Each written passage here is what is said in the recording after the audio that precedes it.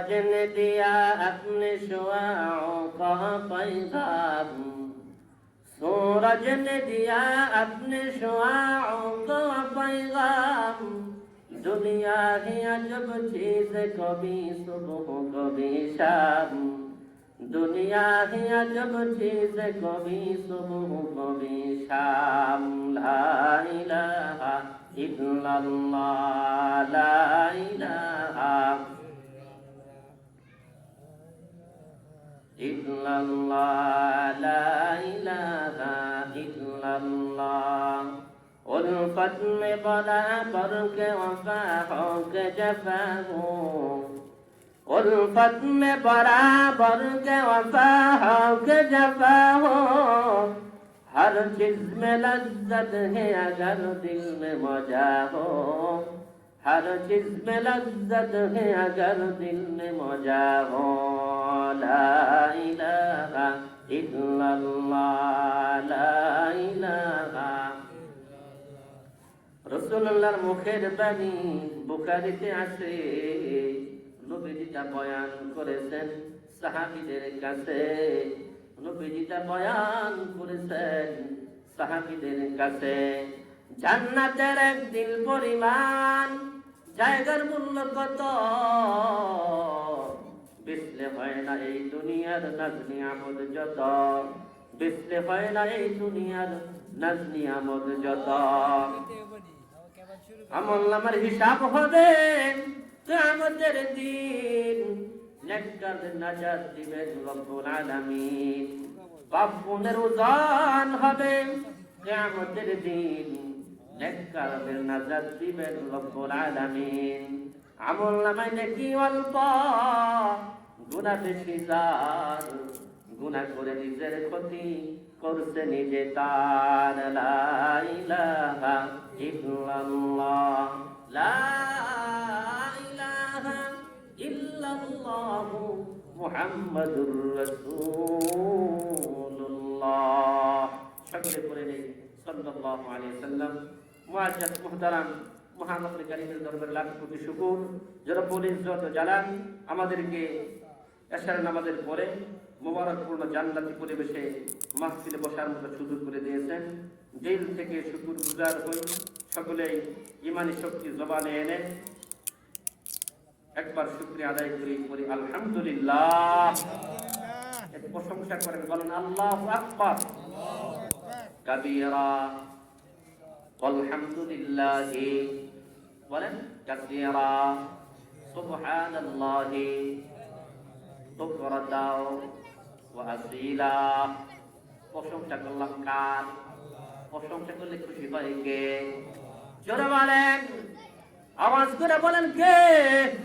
আল্লাহ পাক বলেন, বান্দা যদি আমার প্রশংসা করে, ফেরেশতারা ঘোষণা করেন পৃথিবীর যে জায়গায় দ্বীনের আলোচনা করা হয়, কোরআনের বয়ান করা হয়, নবীজির সুন্নাতের আলোচনা করা হয়, ও মুসলমান ভালো করে শুনিয়া নাও, ফেরেশতারা এলান করে মাগফুরুল লাকুম, আল্লাহ তোমাদেরকে মাফ করে দিয়েছেন। বলেন সুবহানাল্লাহ। শুধু মাফ করে দিয়েছেন তাই নয়, কদ বুদ্দিরাত সাইয়্যাতিকুম হাসানাত, তোমাদেরকে আল্লাহ মাফ করে দিয়া তোমাদের গুনার জায়গাকে আল্লাহ তাআলা নেকি দিয়া বদলায় দিবেন। বলেন আলহামদুলিল্লাহ, লিল্লাহি তাকবীর। কোরআন সুন্নাহর আলো, কোরআন সুন্নাহর আলো, কোরআন সুন্নাহ যেখানে।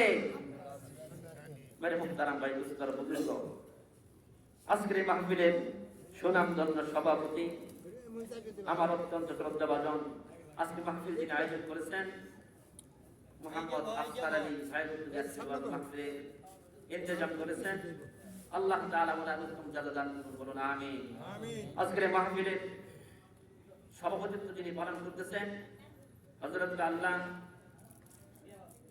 মুফতি হুসাইন আহমদ সাহেব জামাত বারাকাতুহুল আলিয়া নাওয়ারাল্লাহু বারাকাতুহু ফি হায়াতিহি, সবাই বলুন আমিন।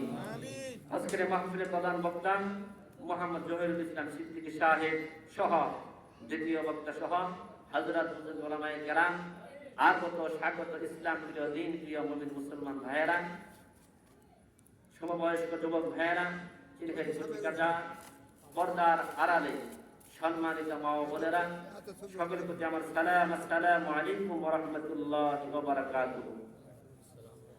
হাজার দরুদ ও সালাম বর্ষিত হোক বিশ্ব মানবতার মুক্তির কান্ডারি, সর্বকালের সর্বশ্রেষ্ঠ মহামানব, সাফিয়ে কাউসার, শাফিয়ে মুহশার, নবী মুকাররম হুজুর আকরাম সাল্লাল্লাহু আলাইহি সাল্লামের উপর, যে রব্বুল ইজ্জত জালাল আমাদেরকে মুক্তি মাহফিলে জান্নাতি আয়োজনে বসার সুযোগ করে দিয়েছেন। শুকরিয়া আদায় করি আলহামদুলিল্লাহ।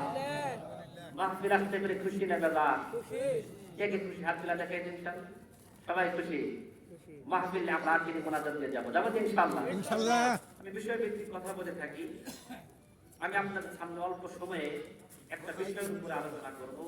বিষয়টি হচ্ছে ইসলাম ও ঈমানের পার্থক্য। ইসলাম ও ঈমানের পার্থক্য। সে ব্যাপারে কোরআনুল কারীমের এক মশহুর সূরা 26তম পারায় অবস্থিত সূরা। সূরাটির নাম হলো সূরাতুল হুজুরাত। নাম কি? হুজুরাত।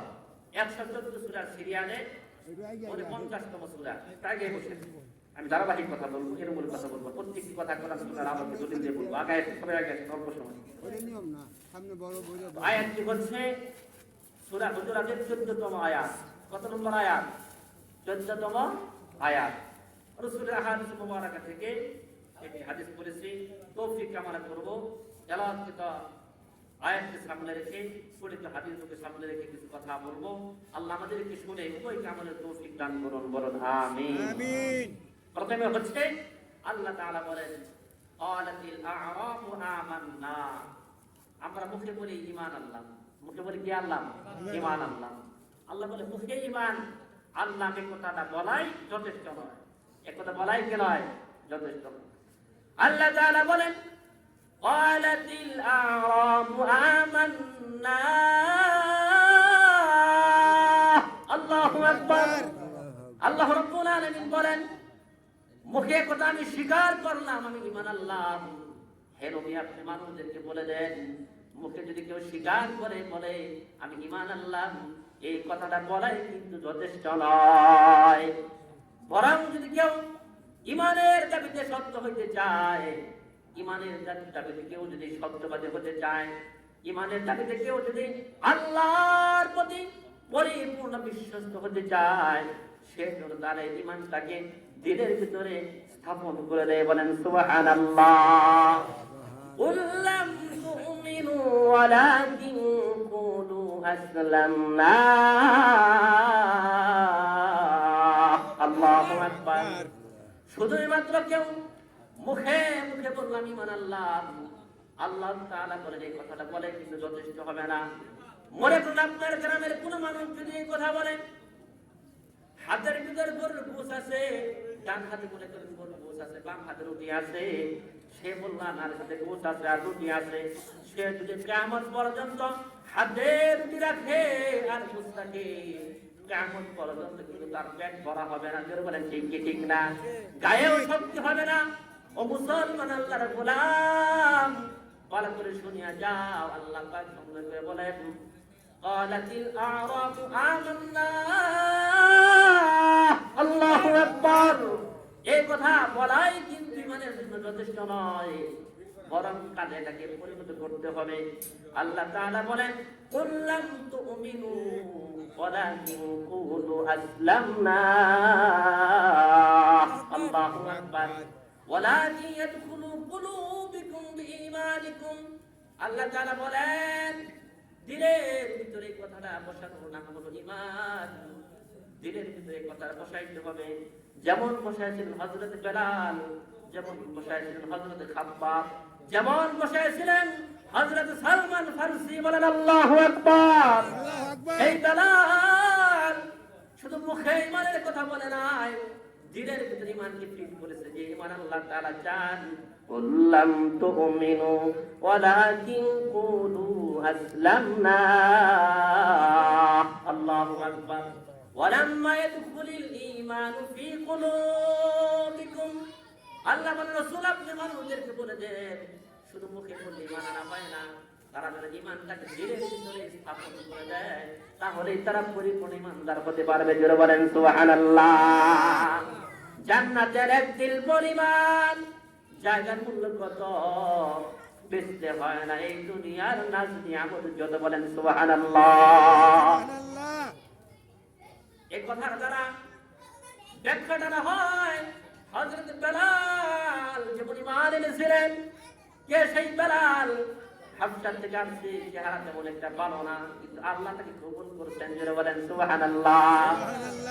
বেলাল ছিলেন উমাইয়ার গোলাম। উমাইয়া বলে, বেলাল তুমি কালেমা ছেড়ে দাও, ইসলাম ছেড়ে দাও, ঈমান ছেড়ে দাও। বেলাল ডাকতে বলে, আমি ঈমান ছাড়তে পারি না, যদি ঈমানের জন্য আমার জীবন দিতে হয় আমি জীবন দিতে তৈরি আছি, তথাপি আমি কখনো ঈমান ছাড়তে পারি না। জোরে বলেন সুবহানাল্লাহ। উমাইয়া গোলামদেরকে ডেকে বলেন, ও যুবক তোমরা কোথায়? যুবকদেরকে ডেকে বেলালকে গলায় রশি বেঁধে উটের পায়ের সাথে লাগাই দিলেন। বেলাল আকাশের দিকে হাত তুলে বলে, রব্বি আহাদ। বলেন সুবহানাল্লাহ। সারাদিন ঘোরার পরে বেলালের কাটা চামড়া গুলা বালুকাময় মরু প্রান্তর দিয়ে টানা হয়েছে, বেলালের চর্বি আর রক্ত বের হয়ে বালুগুলা ভিজে গেছে। এরপরে বেলাল ঈমান ছাড়ে নাই। বলেন সুবহানাল্লাহ। আল্লাহ পাক চায় ও শয়তান ভাইরা বেলালের মতো তোমরা ঈমান আনো। জোরে বলেন সুবহানাল্লাহ। যে ঈমানের জন্য বাড়ি ছেড়েছেন, গাড়ি ছেড়েছেন, জায়গা ছেড়েছেন, স্ত্রী ছেড়েছেন, বাবা মা ছেড়েছেন, কিন্তু আল্লাহ তাআলাকে ছাড়া নাই। জোরে বলেন সুবহানাল্লাহ।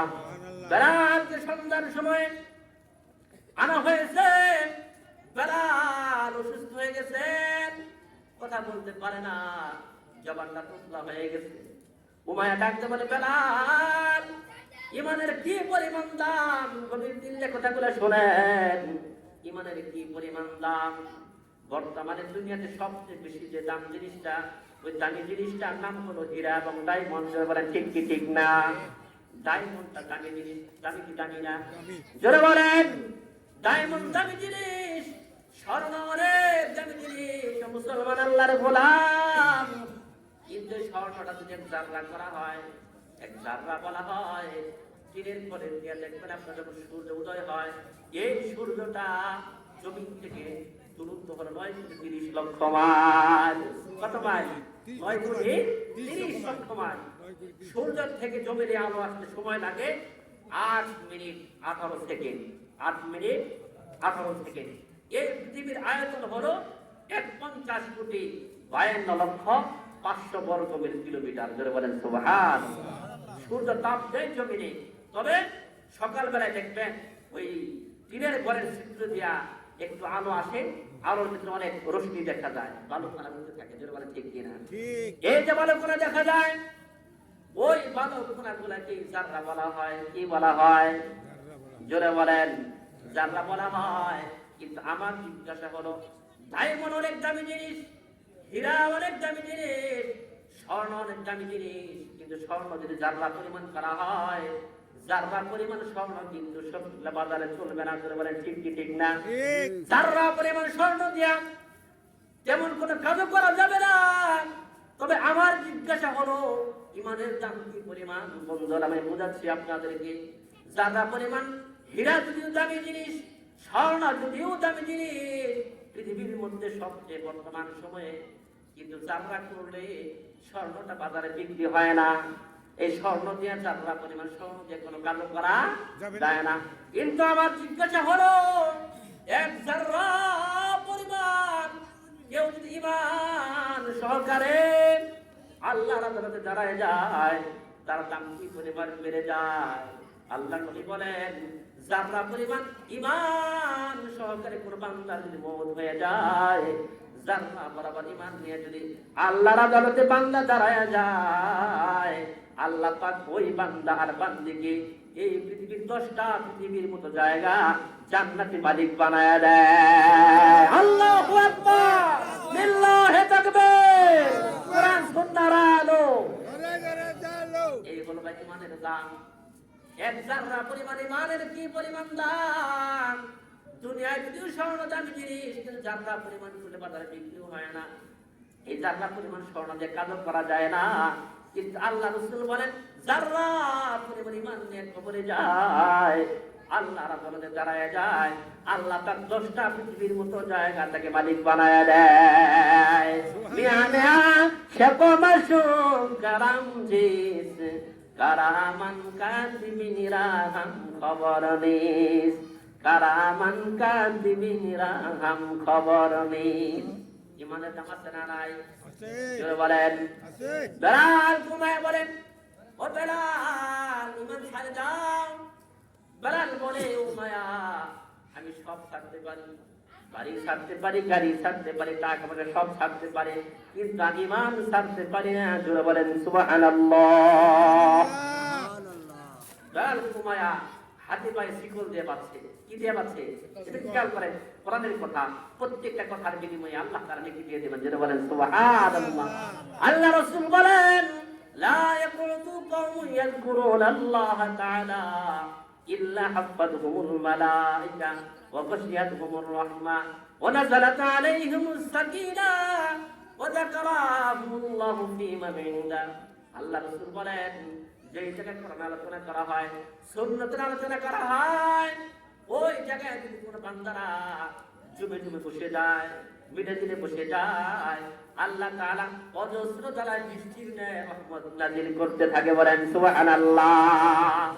শুধু তাই নয়, ওয়াযাকারাহুমুল্লাহু ফীমান ইনদাহ, একজন ফেরেশতার কাছে আরেকজন ফেরেশতা পর করে বলে যান, এরকম আসমান পর্যন্ত চলে যায়।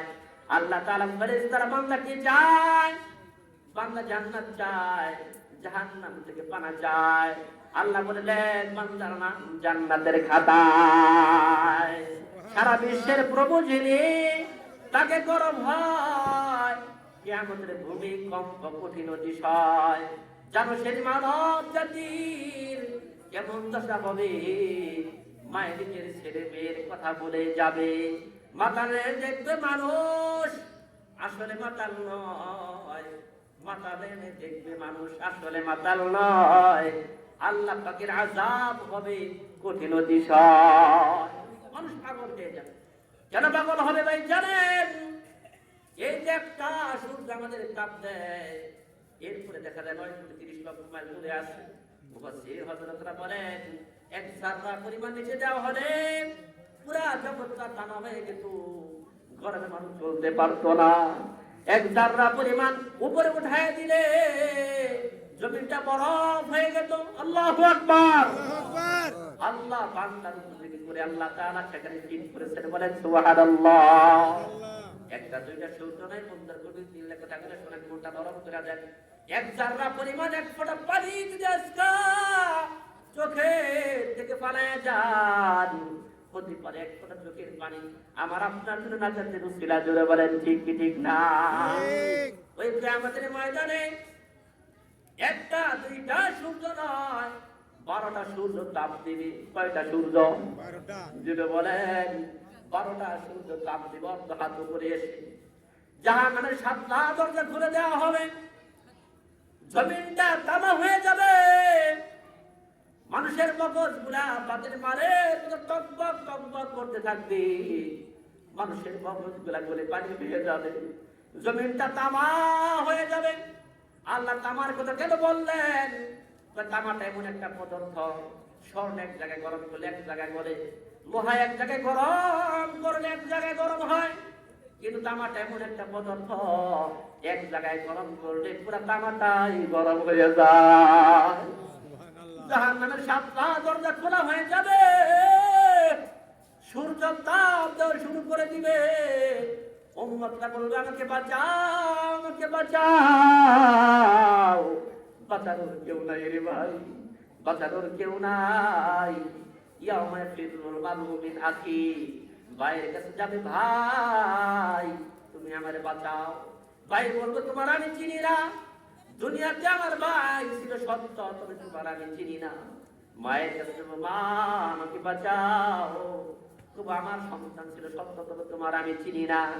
ও শয়তানের ভাইয়েরা আমার, আজকে যে সন্তানের জন্য তুমি ভবিষ্যৎ চিন্তা করতেছ, বাড়ি বানাও, জায়গা জমি ক্রয় করে যাও, সন্তান তোমার পরিচয় দিবে না, স্ত্রী তোমার পরিচয় দিবে না, গাম হবে কারো গাম হবে হাঁটু পরিমাণ, ওই হাসরের ময়দানে কারো গাম হবে রাম পরিমাণ, কারো গাম হবে সিনা পরিমাণ, কেউ আবার গামের ধরে হাবুডাবু খাবে, মাঠ পর্যন্ত তার গাম এসে যাবে, কেউ গামের ধরে হাবুডাবু খাবে আর বলবে বাঁচাও, বাঁচানোর কেউ নাই, ইন্নাহু লাইসা মিন উম্মতি, যাই বলবো নবী আমাদেরকে বাঁচান, নবী বলবে ইন্নাহু লাইসা মিন উম্মতি, তোমরা আমার উম্মত নয়, তোমরা আমার উম্মত নয়, কারণ দুনিয়ার হায়াতে আমি নবীর সুন্নাত তরিকে কোনো কাজ করো নাই, তোমরা আমার উম্মত নয়।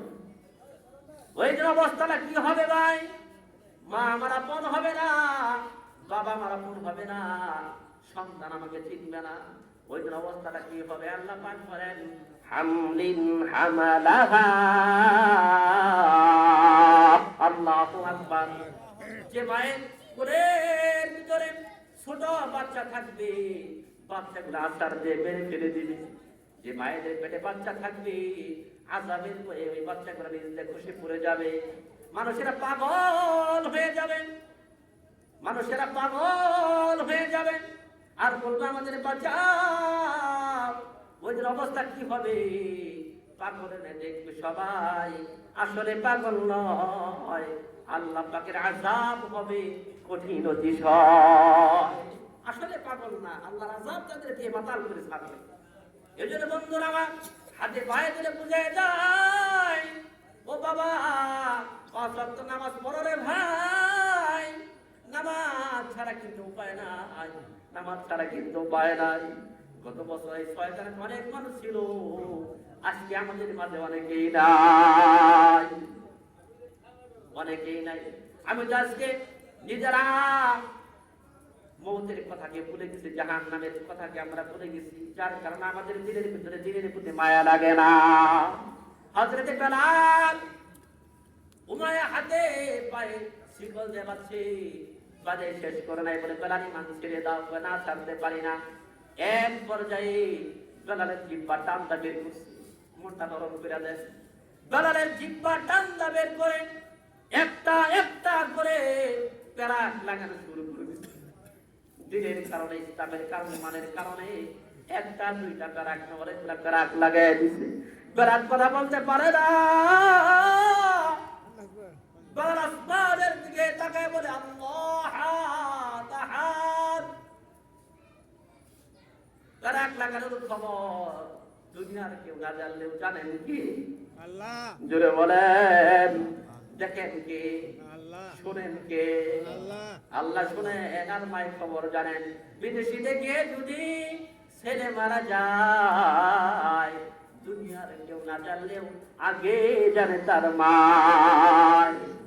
মা দৌড়ে এসেছে, দেখে বেলালের জিহ্বায় প্যারাক লাগানো, জিহ্বা থেকে রক্ত টপ টপ করে পড়তেছে। বেলালের মাকে জিজ্ঞাসা করে, বেলাল যে ইসলামের কারণে কষ্ট তোমাকে দেওয়া হলো, বেলাল তুমি কেন ঈমান ছাড়লা না? বেলাল ডাকতে বলে মিয়ানে আশাক মাশুক কারামজিস কারামান কাতিবিরা হাম খবর নিস আউলিয়ারা কারে হুকুবা ইখতিয়ার জাহেলারা কারে দুনিয়া ইখতিয়ার শরিয়ত হো তরিকত হো তামামি মুহাম্মদ কা হাকিকত বে গোলামি।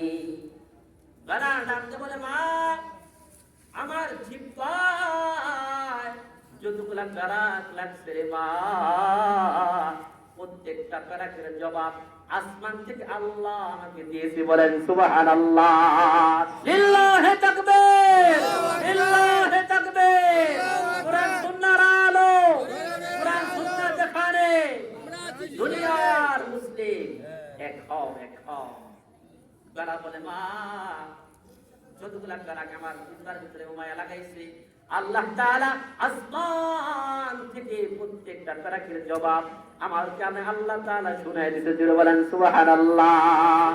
শুধু তাই নয় মা, যতগুলো প্যারাক আমার জিহ্বায় লাগছে, আল্লাহ রাব্বুল আলামিন প্রত্যেকটা প্যারাকের বিনিময়ে এক একটা করে জান্নাতের মালিক আমাকে বানায় দিয়েছে। জোরে বলেন সুবহানাল্লাহ। আউলিয়ারা কারে ওকবা ইখতিয়ার, জাহেলারা কারে দুনিয়া ইখতিয়ার। আল্লাহ এই কথাই বলেন, ওয়ালাকিন কুলু আসলামনা। আল্লাহু আকবার। আল্লাহর কালাম মহা সত্য, কোন মিথ্যা নাই। সত্য কি সত্য না? আল্লাহর কালাম মহা সত্য, কোন মিথ্যা নাই। অবিশ্বাসী জাহান্নামে জ্বলে হবে ছাই। জ্বলে পড়ে তারা যখন ছাই হয়ে যাবে, নতুন চামড়া দিয়ে আবার শরীর গঠন হবে।